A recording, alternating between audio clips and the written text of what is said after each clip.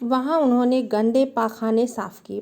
पाखाने बच्चे बोलते हैं शौचालय को, वॉशरूम जिसको हम लोग बोलते हैं। वहाँ पर इन्होंने पाखाने साफ़ किए और बाद में उन्होंने एक बड़े कांग्रेसी नेता से पूछा, मैं आपकी क्या सेवा कर सकता हूँ।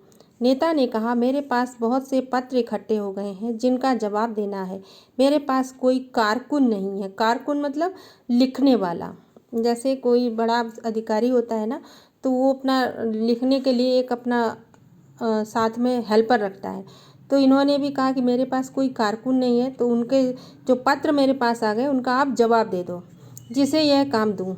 क्या तुम यह काम करने को तैयार हो? गांधी जी ने कहा, ज़रूर, मैं ऐसा कोई भी काम करने को तैयार हूँ जो मेरी सामर्थ्य से बाहर ना हो।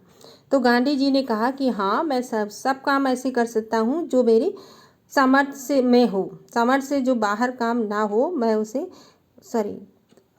ऐसे सारे काम कर सकता हूँ जो मैं कर सकता हूँ।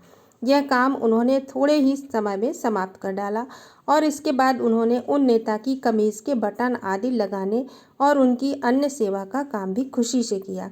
यानी उसके बाद उन्होंने किया कि उन्होंने बहुत थोड़े समय में समाप्त कर दिया पत्र का जवाब देने का काम, और इसके बाद उन्होंने उन नेता की जो थी कमीज़ के बटन आदि भी लगाए और उनके काम खुशी से किए।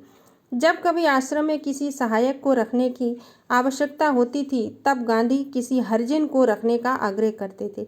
हरिजन मतलब बच्चों उनको बोलते हैं जिनको हम लोग अपने समाज में निम्न जाति का समझते हैं। उनका कहना था कि नौकरों को हमें वेतनभोगी मजदूर नहीं, अपने भाई के समान मानना चाहिए। ये जो है, नौकर को मजदूर नहीं बल्कि भाई की तरह मानते थे और ये कहते भी थे सबसे, इसमें कुछ कठिनाई हो सकती है, कुछ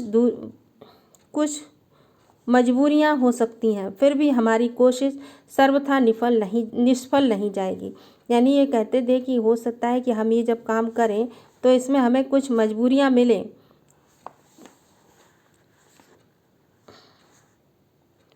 पता नहीं क्या लिखा है ये, चोरियां हो सकती हैं, लेकिन फिर भी हम जो मेहनत करेंगे उसमें हम हमेशा निष्फल हो, यानी उसमें सफल ना हो, ये ज़रूरी नहीं है।